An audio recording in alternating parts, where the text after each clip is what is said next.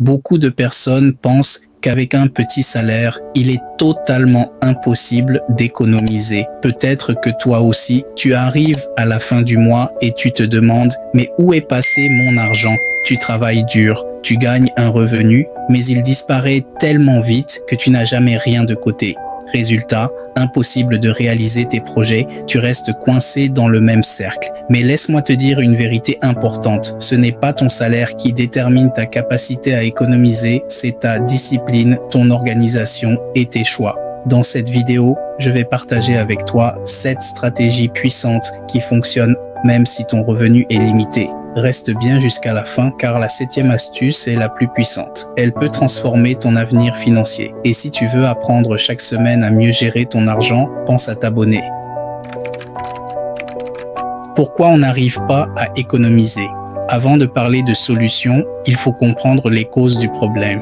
Beaucoup de personnes n'arrivent pas à économiser, non pas parce qu'elles ne gagnent pas assez, mais parce qu'elles tombent dans des pièges financiers invisibles. Le premier piège, c'est dépenser sans plan. On touche son salaire et on dépense au fur et à mesure sans jamais noter où l'argent part. Résultat, on se retrouve à sec avant la fin du mois sans comprendre comment.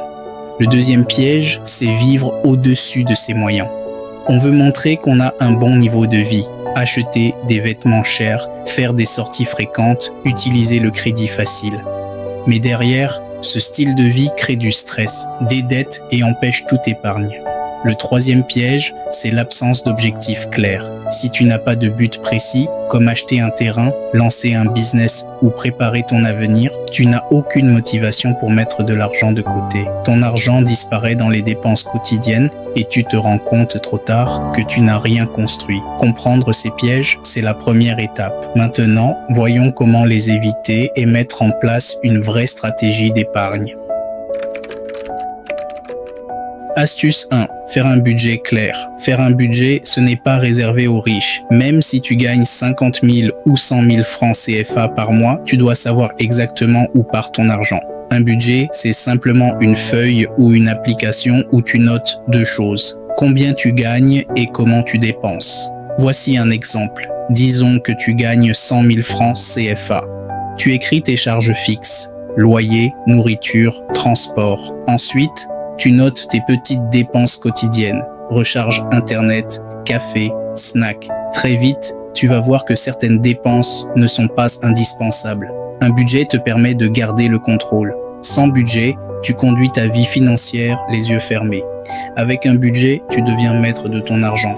Même si tu n'arrives pas encore à économiser beaucoup, le simple fait de savoir où va ton argent te donnera une meilleure discipline. Commence dès aujourd'hui avec un carnet ou ton téléphone. Écris chaque dépense, même la plus petite. Après un mois, tu verras clairement où tu peux faire des économies. Astuce 2. La règle du 50-30-20 adaptée à l'Afrique. En gestion financière, il existe une règle simple qu'on appelle 50-30-20. Elle dit 50% de ton revenu pour les besoins essentiels, logement, nourriture, transport, 30% pour tes envies, loisirs, sorties, vêtements, 20% pour l'épargne et l'investissement. Mais cette règle vient des pays occidentaux où les salaires moyens sont plus élevés. En Afrique, si ton revenu est faible, tu ne peux pas toujours appliquer ces pourcentages. Alors voici une adaptation plus réaliste. Tu peux faire 70% pour les besoins, 20% pour les envies et 10% pour l'épargne. Ou même 80/15/5 si ton revenu est très limité. L'important n'est pas le pourcentage exact, mais le fait de toujours réserver une petite partie, même symbolique, pour ton avenir. Si tu arrives à épargner 2000 francs CFA par semaine, à la fin de l'année, tu auras plus de 100 000 francs CFA. C'est petit, mais c'est le début d'un changement de mentalité. Astuce 3. Réduire les petites fuites d'argent. Les grandes dépenses, tu les connais, mais ce qui ruine vraiment ton budget, ce sont les petites fuites d'argent que tu ignores. Prenons un exemple simple. Tu dépenses 500 francs CFA chaque jour pour acheter une boisson ou un snack. Ça ne paraît rien. Mais 500 francs CFA par jour, c'est 15 000 francs CFA par mois, soit 180 000 francs CFA par an. Avec cet argent, tu pourrais payer une formation, lancer une petite activité ou même constituer ton épargne. Autre exemple, les recharges Internet. Beaucoup dépensent chaque jour en petites recharges alors qu'acheter un forfait mensuel reviendrait beaucoup moins cher. Fais un test. Note toutes tes petites dépenses pendant 7 jours. Tu vas découvrir que 20 à 30% de ton salaire disparaissent dans ces petits plaisirs. Je ne dis pas qu'il faut arrêter de se faire plaisir, mais il faut contrôler ses dépenses et trouver des alternatives moins chères. C'est un des moyens les plus rapides de libérer de l'argent pour épargner. Astuce 4. L'épargne forcée et la tontine. Beaucoup de personnes n'arrivent pas à économiser seules parce qu'elles cèdent toujours à la tentation de dépenser. La solution, c'est l'épargne forcée. En Afrique, nous avons une méthode traditionnelle très efficace, la tontine. Tu cotises chaque semaine ou chaque mois avec un groupe et chacun reçoit son tour. Cela t'oblige à respecter ton engagement et tu reçois un montant plus important d'un coup que tu peux utiliser pour un projet. Il existe aussi les applications de mobile money ou de banque digitale qui proposent des options d'épargne bloquées. Tu mets ton argent et il est verrouillé jusqu'à une date précise. Impossible de le dépenser impulsivement. L'épargne forcée, c'est comme si tu trompais ton cerveau. Tu ne lui laisses pas le choix. Et crois-moi, ça marche mieux que de compter seulement sur ta volonté. Astuce 5. Fixer un objectif clair. Si tu n'as pas de but, tu n'économiseras jamais.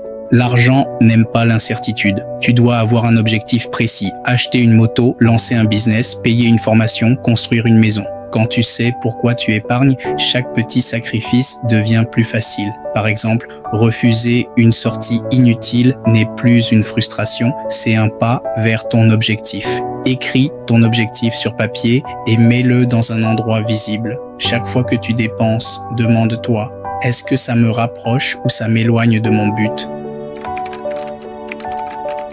Astuce 6. Augmenter ses revenus. Économiser avec un petit salaire, c'est bien, mais il y a une limite. On ne peut pas réduire ses dépenses à l'infini. Alors, à un moment, il faut penser à augmenter ses revenus. La bonne nouvelle, c'est qu'aujourd'hui, même avec un simple téléphone, tu peux créer une source de revenus complémentaire. Quelques exemples concrets. Vendre en ligne, vêtements, chaussures, accessoires. Beaucoup commencent avec un petit stock et utilisent Facebook, Instagram ou WhatsApp. Proposer des services. Si tu sais écrire, traduire, créer des visuels, tu peux vendre tes services en freelance, même à l'international, donner des cours particuliers, maths, anglais, informatique, même à ton voisinage. Produire quelque chose, jus naturel, snack, artisanat. Même un extra de 28 000 ou 30 000 francs CFA par mois peut transformer ton budget. Cet argent peut aller directement dans ton épargne au lieu de tes dépenses courantes. Ne sous-estime pas les petits commencements. Beaucoup de grands entrepreneurs ont commencé avec une idée simple et peu de capital. Astuce 7. Investir petit à petit. Épargner, c'est bien, mais si ton argent dort seulement, il perd de la valeur avec l'inflation. La vraie clé de la liberté financière, c'est d'investir. Quand on parle d'investissement, beaucoup pensent qu'il faut des millions. C'est faux. Tu peux commencer petit. Par exemple, l'agriculture, acheter quelques poulets, élever des lapins, cultiver un petit terrain, les tontines tournantes qui permettent d'investir ensuite dans un bien. Plus tard, selon ton pays, les placements financiers accessibles comme les comptes d'épargne rémunérés ou les petits investissements en ligne. Investir, c'est faire travailler ton argent pour toi. Même si tu commences avec 5 000 francs CFA, c'est le geste qui compte. Tu entres dans une nouvelle mentalité, celle de créer des revenus passifs. Voilà, tu connais maintenant 7 stratégies simples mais puissantes pour économiser même avec un petit salaire. On a vu ensemble que le problème n'est pas ton revenu, mais ta manière de l'utiliser. Tu dois apprendre à faire un budget, appliquer une méthode comme la règle 50-30-20, identifier et réduire tes petites fuites d'argent, utiliser des systèmes comme la tontine ou l'épargne forcée, fixer des objectifs clairs, chercher à augmenter tes revenus et enfin commencer à investir petit à petit. Rappelle-toi, il ne s'agit pas de devenir riche du jour au lendemain, il s'agit de changer ta mentalité et d'appliquer des petites actions régulières. Avec le temps, ces habitudes construiront ta liberté financière.